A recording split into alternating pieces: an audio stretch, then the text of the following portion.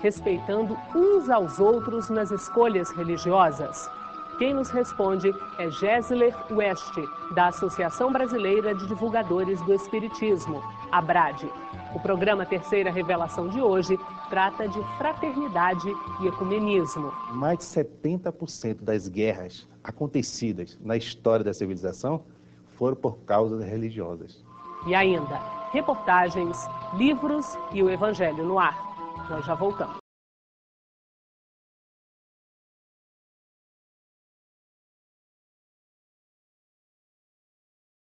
A hora do seu filho conhecer o cãozinho Rex e seu melhor amigo André. Com o tio Quincas, eles vão se divertir muito e ensinar lições como o perdão e o amor ao próximo. O Cão Salva Vidas. Um livro da coleção Lições de Vida. Peça o seu pelo telefone 0 operadora 21 2187 8282 ou pelo site febnet.org.br.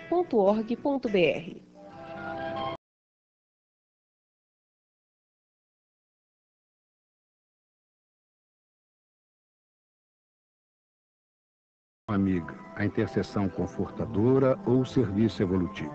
As dimensões vibratórias do universo são infinitas, como infinitos são os mundos que povoam.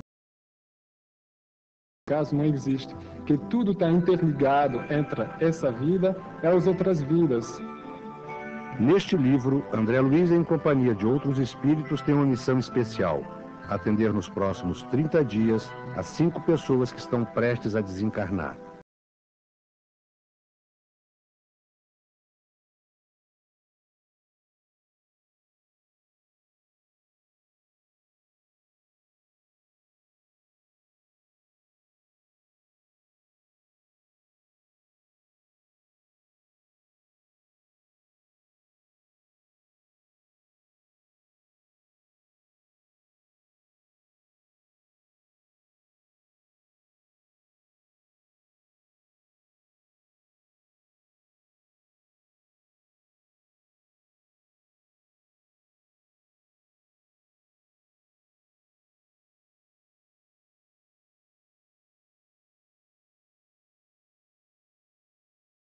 (21 2187 8282).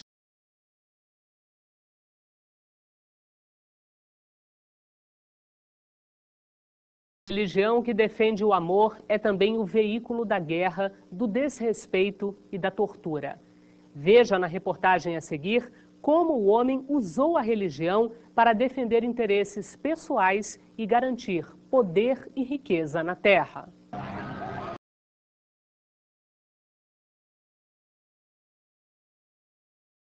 Sangue, perseguições, guerras e matanças mancham a história da religião em nosso mundo. A doutrina de Jesus prega a fraternidade e o perdão. Mesmo assim, ele foi torturado e morto porque contrariou os sacerdotes. Alguns anos depois da morte de Jesus, os cristãos eram atirados a feras famintas. Imperadores como Diocleciano e Nero perseguiram duramente os que não seguiam a religião de Roma. Paulo de Tarso, doutor da lei e defensor do judaísmo, perseguiu e matou centenas de cristãos. Convertido ao cristianismo às portas da cidade de Damasco, tornou-se Paulo um dos maiores divulgadores da mensagem de Jesus. Mas os problemas do cristianismo nascente incluíam disputas internas. A gente, em sociologia, trabalha com a definição de que as religiões elas têm uma característica imperativa, elas têm a tendência imperativa. A tendência da religião é de se mostrar, não como mais uma verdade ou como uma parte da verdade, mas como a verdade.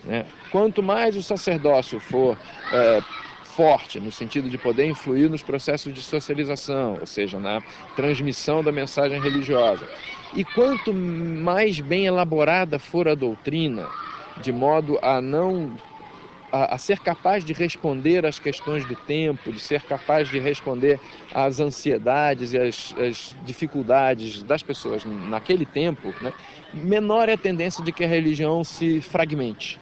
No reinado de Constantino, no século IV, o o cristianismo tornou-se a religião oficial de Roma. Inverteu-se o papel. O Estado, né, gosta de mecanismos de legitimação, mecanismos de fundamentação do seu próprio poder. Na medida em que o Estado adota uma religião, né, isso significa que o gosto que as religiões não têm pelas outras, ele se estende ao Estado. Na medida que o Estado quer daquela religião a legitimação, né? É claro que ele vai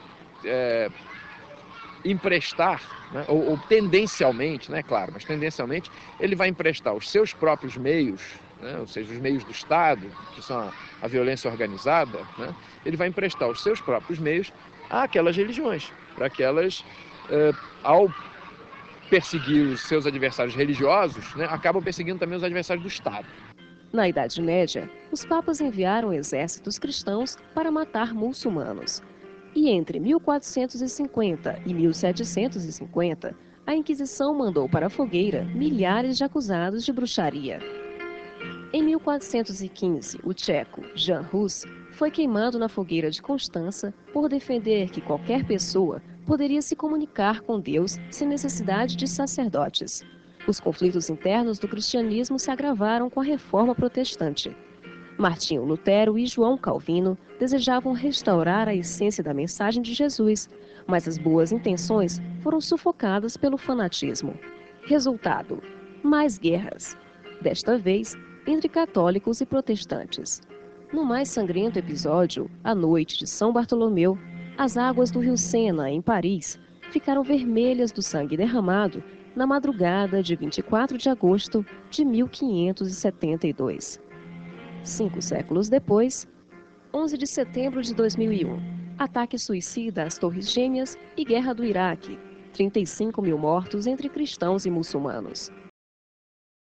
Conflitos entre árabes e judeus, mais de 40 mil mortos nos últimos 50 anos.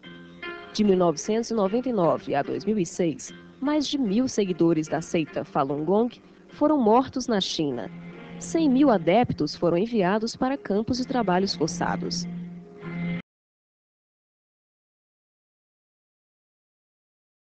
A bondade e a misericórdia me seguirão todos os dias da minha vida. O homem pacífico é forte porque venceu a personalidade. O homem benévolo e compassivo, inalterável na ventura e na desventura, é amado por mim. O verdadeiro homem de bem é o que cumpre a lei de justiça, de amor e de caridade. Todas as coisas, ao próximo como a si mesmo. Aí estão a lei e os profetas. Ao longo dos tempos, são muitas as histórias de guerras e morte em nome da religião. Mas será que precisa ser dessa forma? Ou há uma possibilidade de convivência pacífica e harmônica entre as várias religiões? Gessler Carlos West é o convidado que vai nos ajudar a entender melhor esta questão. Ele é integrante da Associação Brasileira de Divulgadores do Espiritismo. Gessler, há uma saída, um caminho para uma convivência pacífica entre as várias religiões ou isso é só um sonho? Sem dúvidas que há uma possibilidade real. Até porque a base de todas as religiões prima pelo bem, prima pela fraternidade. Infelizmente, esse dado estatístico é uma realidade. Em recente levantamento da ONU, a Organização das Nações Unidas, se tem o dado de que mais de 70% das guerras acontecidas na história da civilização foram por causas religiosas. Isso mostra o mau entendimento que o ser humano ainda tem das bases religiosas em que ele abraça. Se nós analisarmos, por exemplo, uma passagem significativa da nossa saudosa Madre Teresa de Calcutá, quando ela, diante de uma pessoa com mal de Hansen, um homem com chagas, lhe dá um abraço e beija aquele corpo ferido, e o homem, sem entender o porquê daquilo, até surpreso com a reação daquela mulher diante do quadro que ele se encontrava, ele pergunta quase que estupefato: quem é o seu Deus? Qual é a sua religião? Ele responde claramente, mostrando que entendeu a mensagem de Jesus. Quando ela disse: meu Deus é você, minha religião é o amor. Ela entendeu o princípio da fraternidade. E se nós olharmos um Chico Xavier, um Gandhi, um Martin Luther King, foram pessoas que vivenciaram a fraternidade acima dos princípios ou das conceituações doutrinárias. que é algo íntimo que cada um percebe à sua maneira. Então, é plenamente viável, sim, a realidade da fraternidade entre os religiosos. Agora, Gessler, você citou vários expoentes de religiões diferentes. Bom, se como você disse, a base de todas as religiões é a fraternidade, é o amor, por que então 70% dos conflitos e das guerras foram pautados por questões, por diferenças religiosas? O que leva um homem que tem como religião, como base, o amor e a fraternidade, a guerrear e matar? É colocar a letra na frente da causa. Quando nós nos prendemos a algumas letras, temos uma tendência de caminharmos para o fanatismo. O fanatismo chama o fundamentalismo. E isto coloca os nossos defeitos, os nossos vícios, em especial o orgulho e o egoísmo, à frente da mensagem maior que é a fraternidade. Quando a fraternidade fica a reboque de outros interesses do campo da religião, mostra que os discípulos daquela religião não entenderam, na essência, a mensagem do amor. Jesus, se pegarmos a mensagem dele, resumimos em 2 frases: amar a Deus sobre todas as coisas e amar o próximo como a si mesmo. Mesmo assim, quantos cristãos ainda não brigam entre si? Então, é uma incoerência no entendimento dos princípios religiosos que estamos a abraçar. Agora, você falou a respeito dos discípulos que não tiveram um entendimento correto da palavra, enfim. Agora, esses discípulos, em geral, eles têm um líder. Então, a questão seria fazer um tipo de trabalho junto aos líderes ou não? É pulverizar mesmo esse conhecimento, enfatizar a necessidade de se ter, enfim, uma convivência fraterna e pacífica que, em geral, é o que todo mundo quer. Sem dúvidas. Os líderes, muitas vezes, interpretam equivocadamente e levam com ele várias pessoas. Mas eu penso que o ideal é a conscientização coletiva. É muito perigoso nós elegermos profetas falsos, líderes com outras intenções, e aí aproveitar da ingenuidade de um povo para levar para outros caminhos. O ideal é que os princípios da fraternidade, acima dos princípios doutrinários, propriamente falando, primem em relação a qualquer religião. Porque quando nós percebemos isto, e isso está no catolicismo, no protestantismo, no espiritismo e demais religiões, no hinduísmo, no budismo, que a essência está no amar ao próximo. Então, quando a humanidade perceber isto na sua inteireza, não tem a menor dúvida de que as religiões vão, ao contrário, vão ajudar pela paz e não vão ser mais causas de conflitos em nome dela, levando dores e sofrimentos para a humanidade inteira. O espiritismo ou as obras espíritas tratam, em algum momento, especificamente da questão dessa convivência entre as religiões, da fraternidade que deve permear essa convivência? A doutrina espírita, o espiritismo, ele é essencialmente aberto para essa convivência. A partir do momento que nós admitimos a evolução, a partir do momento que nós admitimos que as pessoas se enquadram nas suas percepções doutrinárias de acordo com a faixa que se encontra naquela percepção, nós estamos abertos no que se refere ao diálogo com as demais religiões. Nós não temos nada no espiritismo que nos dificulte a esse diálogo. Ao contrário, nós respeitamos quem não acredita na reencarnação. Nós acreditamos, mas respeitamos essa diversidade do pensar, porque a essência maior não é se alguém acredita ou não acredita na reencarnação, se acredita ou não acredita na comunicabilidade dos espíritos. A essência maior é sermos felizes. Nós queremos, no fundo, a felicidade. Agora, Gessler, você percebe essa mesma abertura do espiritismo que existe por parte do espiritismo nas demais religiões ou na maioria das outras religiões? Em várias eu percebo. E nós percebemos também em vários líderes religiosos, né? Pois é, isso aqui às vezes fica um pouco complicado para as pessoas entenderem. É uma questão da doutrina ou de quem está à frente daquela doutrina? Geralmente quem está à frente daquela doutrina, que se faz porta-voz daquela doutrina, e as pessoas, por uma carência de mau estudo, de profundidade filosófico-religiosa naquela doutrina, delegam o seu conhecimento para alguns líderes. E eles então vão caminhando e levando várias pessoas nesse sentido. Mas, se nós observarmos direitinho, as pessoas com a mente um pouco mais abertas, seja em qualquer religião, elas percebem claramente de que o respeito à diversidade é algo vital e primordial no mundo de hoje, e mais do que isso, porque mais importante do que um conceito A ou B no aspecto filosófico, mais importante é o respeito ao semelhante, independente do guarda-chuva religioso. Disputas econômicas, disputas por terras ou por outras coisas mais, usam a capa da religião como motivo para uma guerra, para um conflito? Sim, usam. E, como eu disse no início, muitas vezes se prendem a letras. E aí, em nome de Deus, entre aspas, se sentem no direito de agredir ou de avançar em direito dos outros. Tudo isso tem uma base clara. É o equívoco na interpretação dos princípios maiores de uma religião, que nos leva, muitas vezes, ao fanatismo, ao fundamentalismo, e o nosso orgulho prepondera. Gessler, nós vamos fazer um rápido intervalo e, na sequência, voltamos a falar de fraternidade. Não perca. Até já.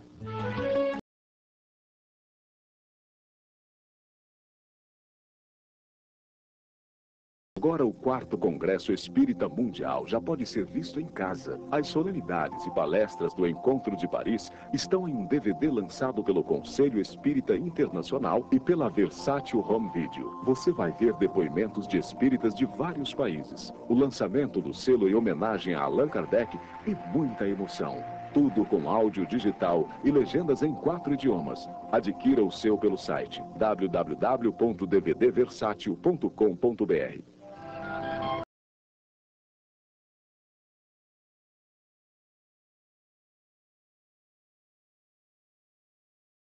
Primeiro livro da coleção A Vida no Mundo Espiritual, onde André Luiz conta a sua experiência após a morte do corpo físico. A coisa mais importante da doutrina é que a vida continua. Ele se depara com uma nova realidade. Como um repórter, registra seus aprendizados, observações e descobertas.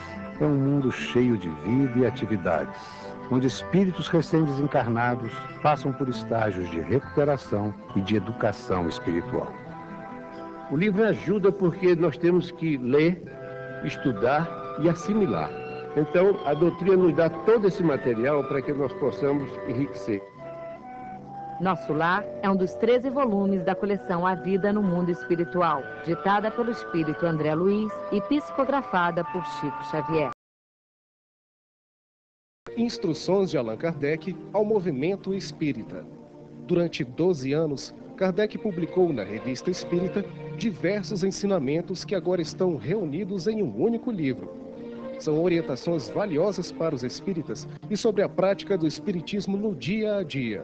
Organizado por Evandro Noleto, o livro é mais uma publicação da Federação Espírita Brasileira. Faça seu pedido pelo telefone 0 operadora 21 2187 8282.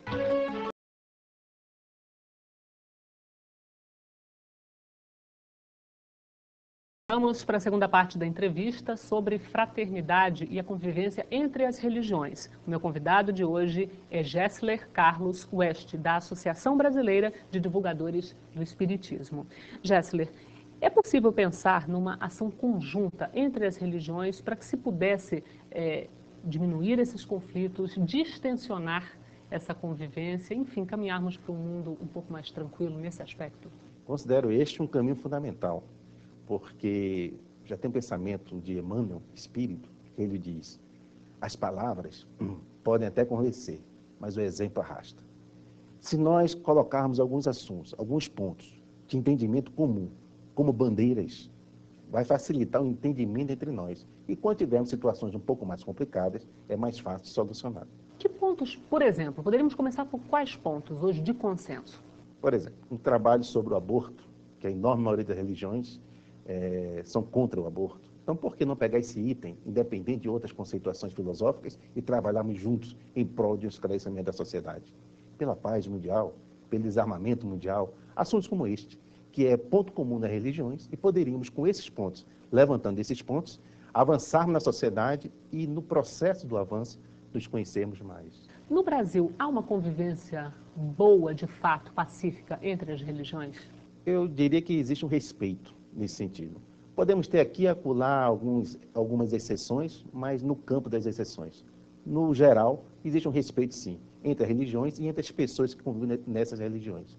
Mas acredito que poderemos dar um passo adiante em termos de ações mais concretas e conjuntas em causas maiores e nobres para a sociedade, como essa que eu acabei de falar recentemente. Em outros países, Gessler, que panorama a gente tem hoje da convivência entre as religiões? Varia muito de continente, de país, enfim? Varia, a depender da cultura de cada país. Tem países que é uma convivência semelhante à nossa aqui no Brasil, mas tem países não, que o próprio exemplo na mídia nos mostra, de matar em nome da religião, explodir bombas em nome da religião, E a própria estatística da ONU já mostrou mais de 70% das guerras tendo como causa fundamentalismo religioso. Tem países que uma criança de uma outra religião não pode participar do mesmo colégio, da mesma escola de uma outra criança. Nesse ponto, lembrando até, em algumas situações, como era em alguns países, a questão racial.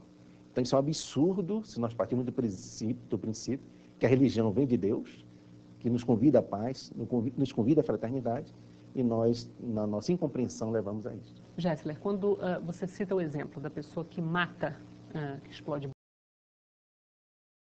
assim é dito, qual é a visão espírita de um ato como esse? Qual é a consequência espiritual que se tem de atos como esse?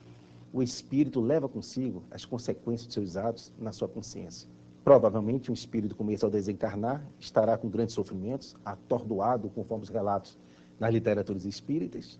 Mais na frente, após um período de sofrimento, irá ter o sofrimento do arrependimento, até do remorso, e com certeza terá que ser reprogramada uma reencarnação, um retorno ao planeta Terra, mas já com o objetivo de refazer aquilo que fez, trilhando uma construção ou uma reconstrução no campo da paz. Eu acredito que o ponto fundamental para que isso aos poucos comece a melhorar é priorizarmos a educação no campo das crianças, na família, na escola. É aí que nós começamos a criar a base do homem do futuro.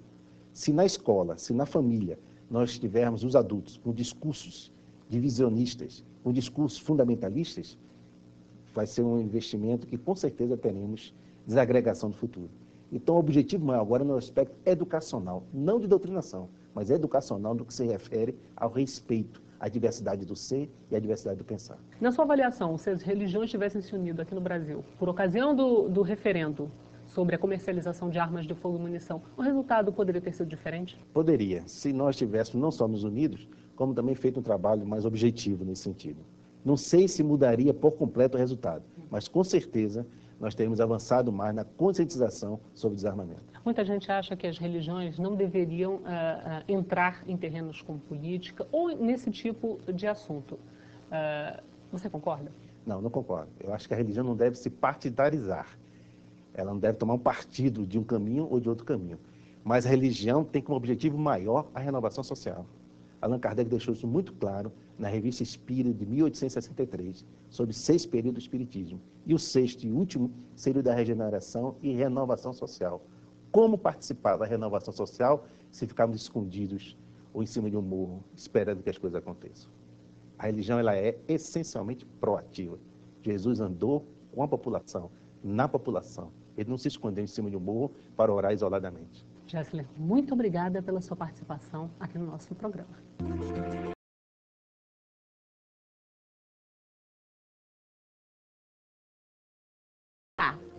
A paz no mundo começa em mim, é claro.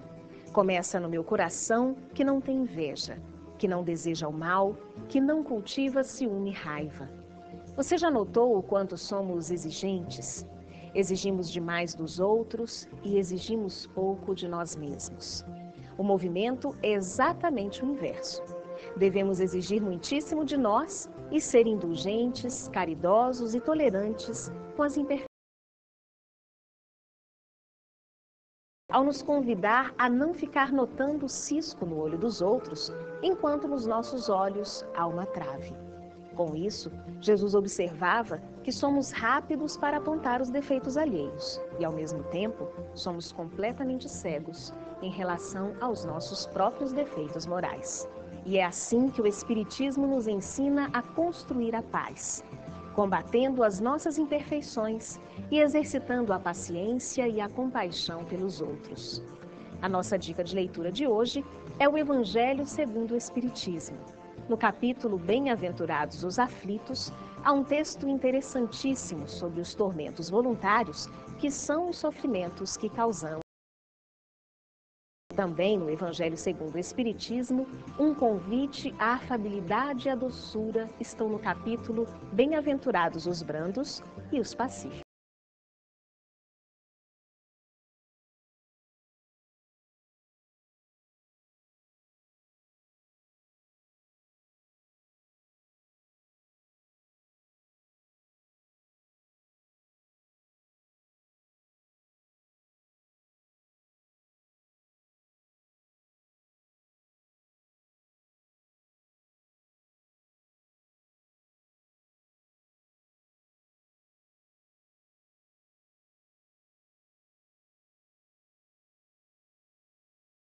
2187-8282. Instruções de Allan Kardec ao movimento espírita.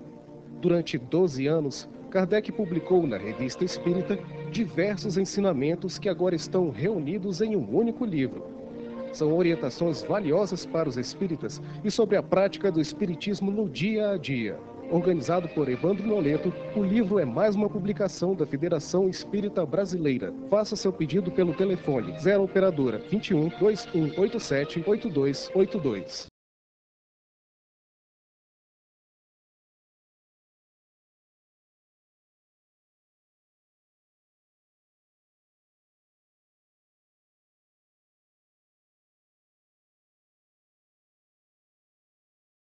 Silva nos encaminhou a seguinte pergunta: como se formou o universo e o planeta Terra? Olha, Luiz, o universo e o planeta Terra, dentro do seu processo de formação, são matéria analisada pela ciência física. A doutrina espírita, quando analisa este assunto, nos remete naturalmente às pesquisas da ciência. As teorias que temos vigentes na atualidade e mais aceita, entre elas a do Big Bang, nos esclarece que o universo foi formado a partir de uma explosão inicial que deu origem a todas as coisas, e, no particular, o planeta Terra foi originado a partir de alguns elementos extraídos do próprio Sol. Na literatura espírita, vamos encontrar em O Livro dos Espíritos a informação de que o universo é formado a partir do elemento material, tendo em Deus a sua causa primária, e vamos identificar na obra A Caminho da Luz algumas pequenas delineações em torno do processo de formação da Terra, esclarecido pelo Espírito Emmanuel.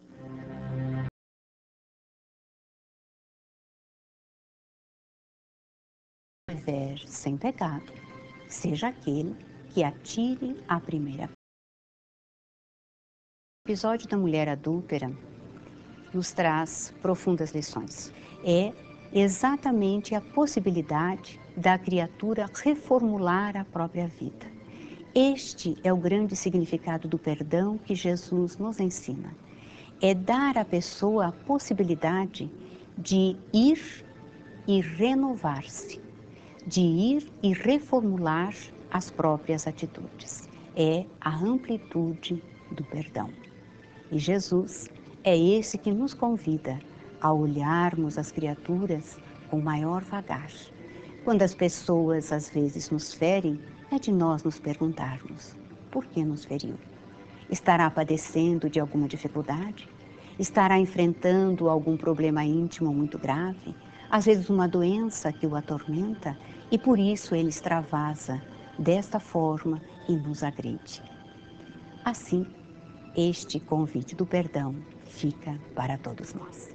O programa de hoje está terminando. Se você tem alguma dúvida ou sugestão, escreva para nós. O nosso e-mail é imprensa@febnet.org.br. A todos uma ótima semana e muita paz.